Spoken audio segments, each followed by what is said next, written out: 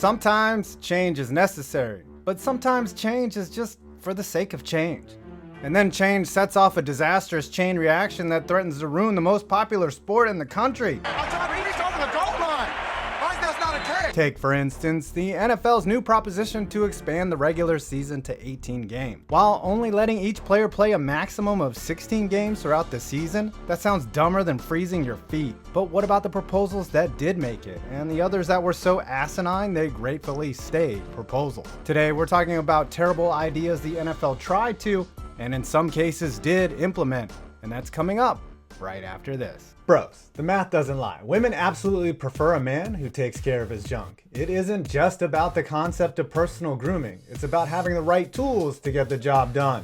That's where Manscaped comes in. If you're using old rusty plug-in clippers, do yourself a favor and throw that shit away. Cause you ain't getting Manscaped, you're getting Manscraped. Let me show you the proper way. Let's look at this fine piece of engineering. Do you see a cord? No. Their long-lasting battery allows you to take these waterproof clippers in the damn shower with you.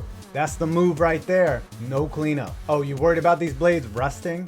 Guess what, Nancy boy? They are made out of ceramic and they don't rust. And when they eventually get dull, replacing them is damn easy. You can even get replacement blades shipped to you automatically with Manscaped subscription options, where you can not only get all your blades replaced, but all your products like crop cleanser body soap, which is my favorite, sent right to your house without you getting up, lazy ass. So after this video, it's time to whack those weeds down and flex on yourself hard. Go to the link below, use my code POINT20 and get 20% off and free shipping. Oh, did I mention the Perfect Package 2.0 comes with all this other kick-ass stuff? Again, use the code POINT20 and we'll throw in the Shed travel bag and ship it to you for free. Come on, it's time to live on the top flight of dick clippers. Manscaped.com.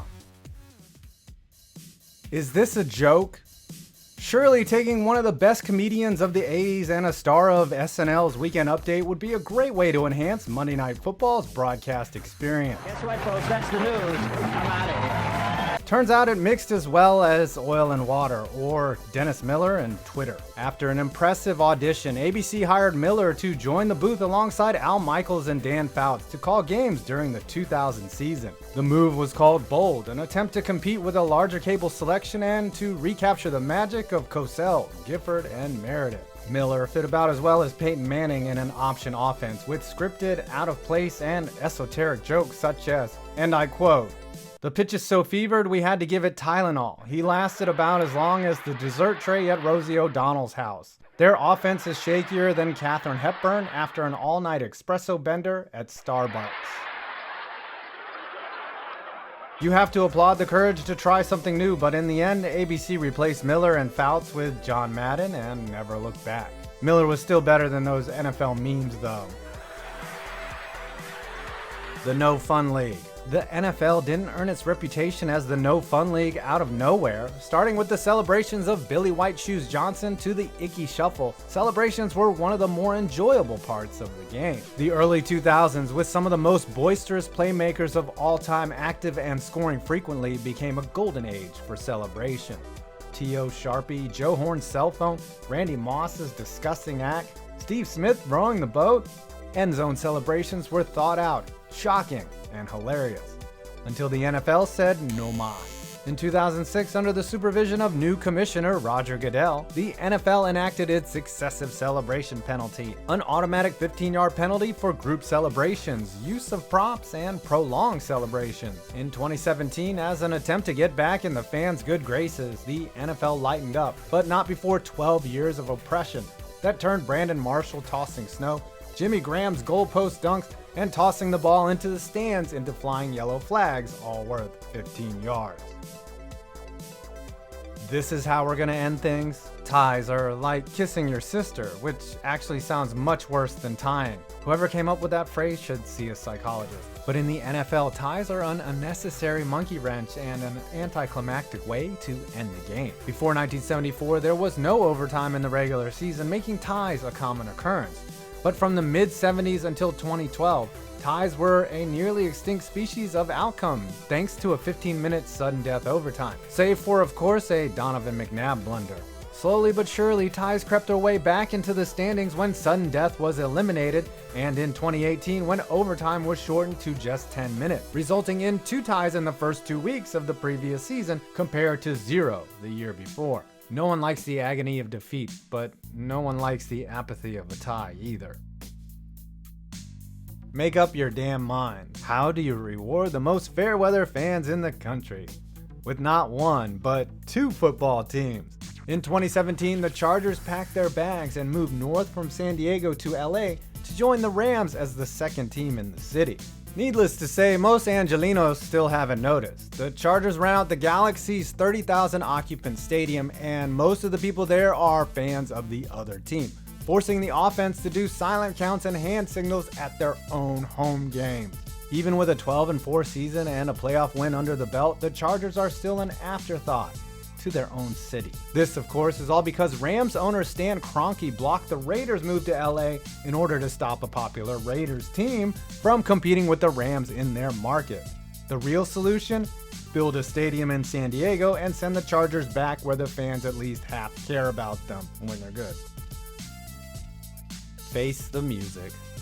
Again, the No Fun League rears its ugly head in the form of banning cool equipment. There was once a time when a man's face mask was a form of self-expression, a way to look like a bulldog or a train or a modern art installation. In 2014, these kinds of face masks were banned and helmets went back to the factory-produced 1984-looking Neo Gladiator helmets that Roger Goodell envisioned. And while they may have used player safety as an excuse, we all know the rule was enacted to keep players from wearing face masks that spelled out "Free ASAP Rocky." And now for some changes that were proposed but fortunately never came to fruition.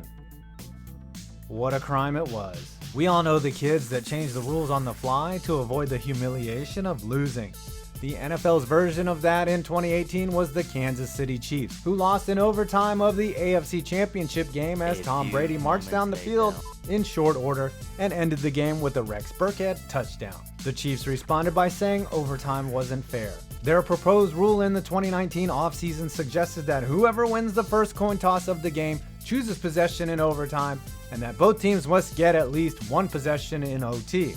A long way of saying this isn't fair because we lost. 9 out of 10 statisticians will agree that a coin toss is a perfect 50-50 split, making it the fairest arbiter possible, and 10 out of 10 football fans will agree that if you want the ball back in overtime, you should learn how to play defense. The what? From the franchise that brought you the worst play of all time, we have something almost equally as dumb. Well, that's a high bar, to be fair. That Sonny and Cher? Huh? I got you, babe. You ever see the movie Groundhog Day? In 2015, the Colts decided that 7 points or even 8 points just isn't enough for a touchdown. Nope, they wanted 9. Indy proposed that a team should be able to attempt a 50-yard extra point after a successful 2-point conversion. Doesn't seem like a bad idea on the surface, but where's the risk? Every team that nailed a 2-point conversion would then attempt a 50-yarder, which statistically is good 2/3 of the time. They still kick the ball after if there's a miss. The other team doesn't get the ball at the 40. Is football not good enough as it currently is? Do we need more chaos and even worse, more scoregami? People watch football to avoid math, and the Colts were threatening that freedom. Denied. Can we get a do-over? Speaking of chaos, this next rule proposal would have ushered in plenty of it. Most people don't watch football and think, this is great, but we need more reviews. In 3.5 hours, we only get about 12 minutes of actual football between the whistles, so why not make it 4 hours? And guess who wants this future? The only man who's come close to ruining football for the last 20 years. Bill Belichick. The Patriots propose a rule every single offseason to make every single penalty reviewable. Pass interference, roughing the passer, unnecessary roughness, everything. And mercifully, every year it gets shot down. We don't need more stoppage time or second guessing, or really any more time spent listening to refs who are coming off their worst season in recent memory. The Patriots kill our hopes and dreams every year. Consider yourself lucky that they're not killing our time either.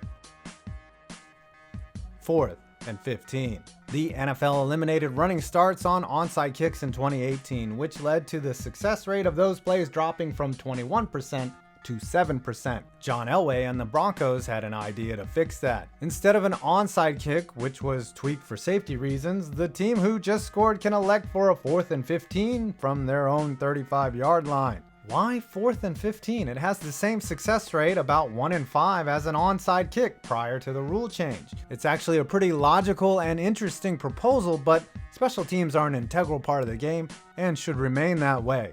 Instead of coming up with a new onside play, why not tweak the kick so that it only has to travel 8 yards, or whatever would have returned the probability of recovering an onside kick to about 20%. In hindsight, it was probably the Patriots who turned this rule down on account of having a quarterback who's never actually had to throw the ball 15 yards down the field before. Look at how Brady makes this. Look at the tight window Brady fits this into. I mean, there's so many guys around this guy. Unbelievable. Tom Brady's 41. And our last dumb proposal, which is probably gonna happen.